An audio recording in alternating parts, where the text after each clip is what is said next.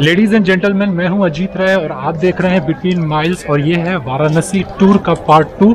और हम यहां पे आए हुए हैं। इस समय बज रहे हैं शाम की 6 और आधे घंटे के बाद हम देखेंगे यहां पे गंगा आरती।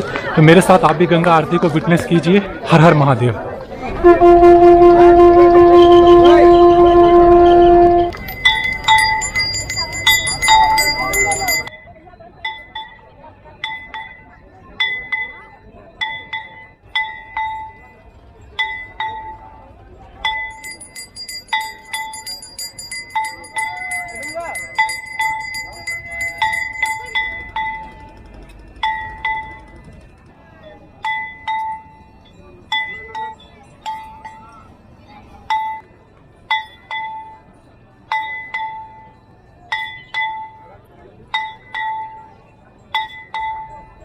Morning to all of you. सुबह के 7:30 बज रहे हैं। कल हमने गंगा आरती देखी।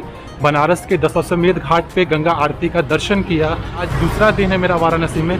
पहले दिन का मैंने पूरा व्लॉग बना करके पार्ट 1 अपने चैनल पे अपलोड कर दिया है, आप लोग जाके ज़रूर देखिएगा।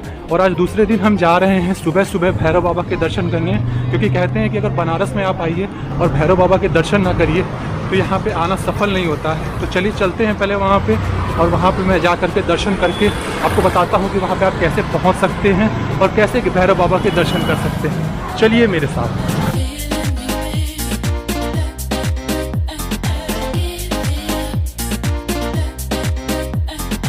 भैरव जी के दर्शन करने के लिए सबसे पहले हमें आना होता है गदौलिया चौराहा पे। मैं इस चौराहे के बारे में आपसे इसलिए कह रहा हूँ कि अगर आप ये देखिए जो चौराहा है, यहाँ से आपको, अगर आप रेलवे स्टेशन से आते हैं तो भी आप यहाँ पे आ जाइएगा। 15 से 20 रुपये लगते हैं। और आप अगर जा रहे हैं काशी विश्वनाथ दर्शन करने तो भी आपको यहाँ पे आएगा। और अगर आपको जाना है दशाश्वमेध घाट पे तो भी आपको इसी चौराहे पे आना पड़ेगा। तो मैं जा रहा हूँ काल भैरव का दर्शन करने।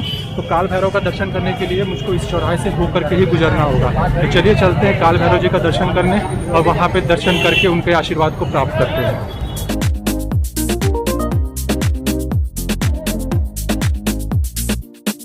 चौराहे से जब आप भैरव बाबा के लिए जाएंगे तो आपको रास्ते में यहाँ पे काशी विश्वनाथ टेम्पल पड़ता है।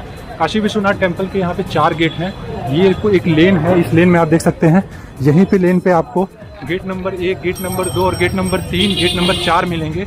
तो यहाँ पे दर्शन करने के बाद आप भैरव बाबा के दर्शन कर सकते हैं। अगर आपको जानना है कि काशी विश्वनाथ के दर्शन कैसे करते हैं तो मेरे फर्स्ट ब्लॉग में जाके देखिए, जहाँ पे मैंने बताया है कि काशी विश्वनाथ के दर्शन करने के लिए आपको कौन सी चीज़ों का ध्यान रखना चाहिए और किन चक्करों में नहीं पड़ना चाहिए। तो चलिए भैरव बाबा के दर्शन करते हैं और वहाँ देखते हैं कि वहाँ पे क्या कैमरा अलाउ है कि नहीं। अगर अलाउ होगा तो मैं ज़रूर आपको दर्शन करवाऊँगा।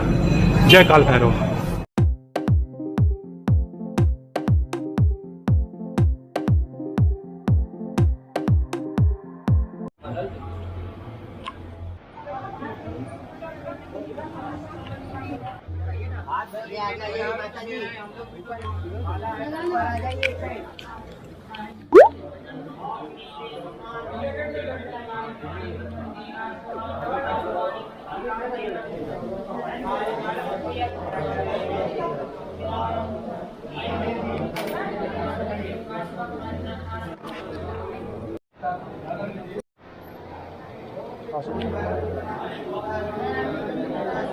काल भैरव बाबा के दर्शन हो गए और ये रहा प्रसाद, अब हाथ में देख सकते हैं। और हम चलते हैं गदौलिया चौराहे पे, और गदौलिया चौराहे पे जाकर के अब हम वहाँ से निकलेंगे लंका के लिए, क्योंकि लंका पे जाकर के हमको बनारस हिंदू यूनिवर्सिटी में विश्वनाथ बाबा के दर्शन करने हैं।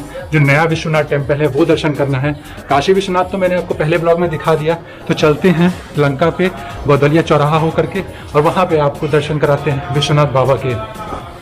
बाबा भैरवनाथ के दर्शन करने के बाद वहाँ से 200 मीटर दूर है यहाँ की फेमस बनारस की ब्लू लस्सी शॉप। तो जब कभी भी आप आइए बाबा भैरवनाथ के दर्शन करने, या फिर अगर आप आते हैं कचौड़ी गली में तो ब्लू लस्सी शॉप पे जरूर आइएगा। ये फॉरेनर का अट्रैक्शन पॉइंट है। यहाँ के 85 वैरायटीज़ हैं लस्सी की और ये करीब 150 से 200 साल पुरानी है।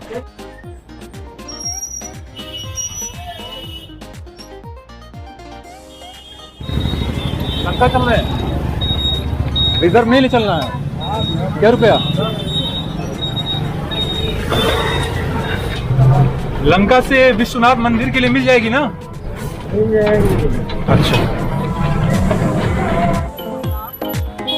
विश्वनाथ मंदिर दर्शन करने के लिए हमको सबसे पहले आना होता है लंका चौराहे पे। तो हम आ चुके हैं लंका चौराहा और ये हमारे सामने है लंका। और लंका पे आप देखेंगे तो आगे यहाँ पे बनारस हिंदू विश्वविद्यालय यानी कि BHU है, काफ़ी अच्छी यूनिवर्सिटी है। इसी यूनिवर्सिटी के अंदर विश्वनाथ मंदिर है। तो हमें यहाँ से करनी पड़ेगी ऑटो या फिर इलेक्ट्रिक वाला रिक्शा और हम तब पहुँचेंगे विश्वनाथ मंदिर।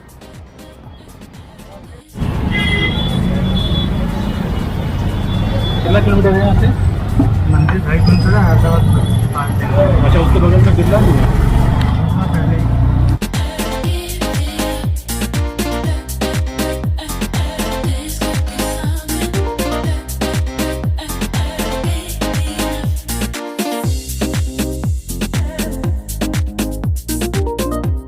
तो दोस्तों फाइनली हम आ चुके हैं विश्वनाथ मंदिर में। ये है नया विश्वनाथ मंदिर और ये है पूरा प्रांगण।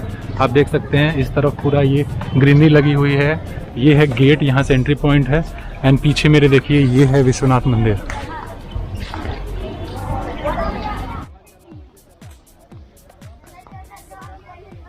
यहाँ पे आने के बाद पता चला है कि मंदिर जो है वो 2 जुलाई को खुलेगा। अभी मंदिर बंद चल रहा है। और इस मंदिर के जो संस्थापक थे ये हैं पंडित मदन मोहन मालवीय जी। ये इन्होंने इस मंदिर की स्थापना की थी। कहते हैं कि इन्होंने ठीक जो पुराना काशी विश्वनाथ मंदिर है उस मंदिर से मिलता जुलता नया विश्वनाथ मंदिर बनवाया था, वो भी बिरला फैमिली की मदद से। यहाँ पे मंदिर बंद चल रहा है। देखिए गेट है, जो ये गेट लॉक है ये विश्वनाथ मंदिर का। तो दर्शन करने आए थे यहाँ पे, दर्शन तो नहीं हो पाया है। लेकिन अगर आप यहाँ पे आते हैं तो यहाँ पे दर्शन करने के बाद यहाँ के शॉप्स बहुत सारी मौजूद हैं। शॉप्स में आप यहाँ पे आइएगा तो कोल्ड कॉफ़ी ज़रूर पीजिएगा। यहाँ की जो कोल्ड कॉफ़ी है वो बहुत मशहूर है। पर यहाँ पे कोल्ड कॉफ़ी मैं नहीं पी सकता हूँ क्योंकि मेरे गले में प्रॉब्लम है वेदर कंडीशन की वजह से। लेकिन आप आइएगा तो ज़रूर यहाँ पीजिएगा।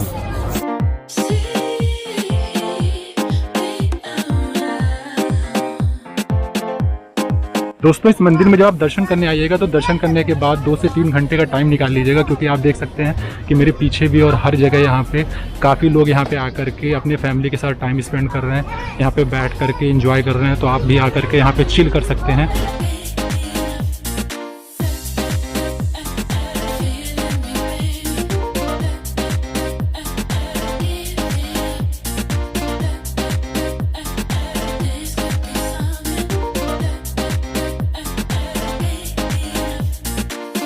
के बाद हमारा नेक्स्ट डेस्टिनेशन होने वाला है रामनगर फोर्ट, यानी कि रामनगर किला।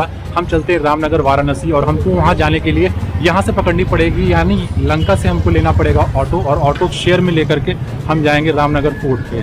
तो चलिए रामनगर फोर्ट पे चलते हैं और वहाँ पहुँच करके मैं आपको दिखाता हूँ कि वहाँ का किला कितना भव्य है और उसको जो महाराज काशी के थे बलवंत सिंह जी ने उसको कैसा बनवाया हुआ है। तो चलिए वहाँ पहुँच करके आपसे बात करते हैं।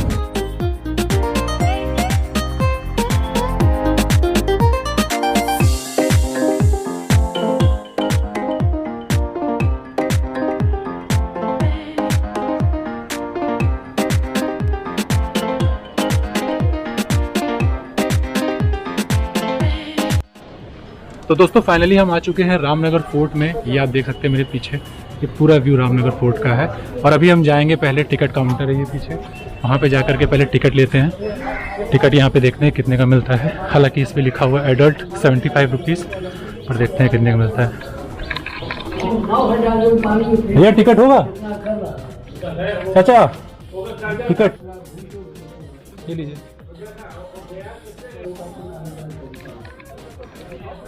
तो दोस्तों टिकट ले चुके हैं। टिकट पड़ा है 75 रुपीज़ का, एडल्ट का टिकट है। मैं आपको यहाँ पे टिकट का चार्ट दिखा देता हूँ ताकि आप भी जब आएँ तो टिकट यहाँ पे है।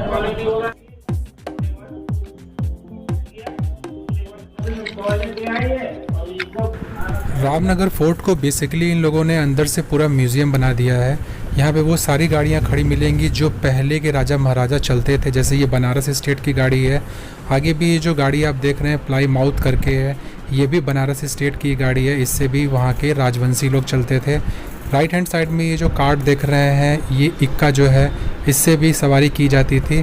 तो यहाँ पे म्यूज़ियम की तरह यहाँ पे सब कुछ आपको देखने को मिलेगा। गाड़ियाँ लाइन से हैं। ये देखिए ये भी एक तरह की विंटेज गाड़ी है जिससे राजा महाराजा लोग चलते थे और उनके वंशज चलते थे। तो ये सब आपको यहाँ पे म्यूज़ियम में देखने को मिलेगा। यहाँ पे फोर्ड की ये सारी जो गाड़ियाँ हैं ये सब इम्पोर्टेड गाड़ियाँ हैं और ये अब्रॉड से इम्पोर्ट की गई थी। ये देखिए पुरानी गाड़ी है, हालांकि इसकी हालत बहुत ख़राब है, लेकिन ये भी इम्पोर्टेड है।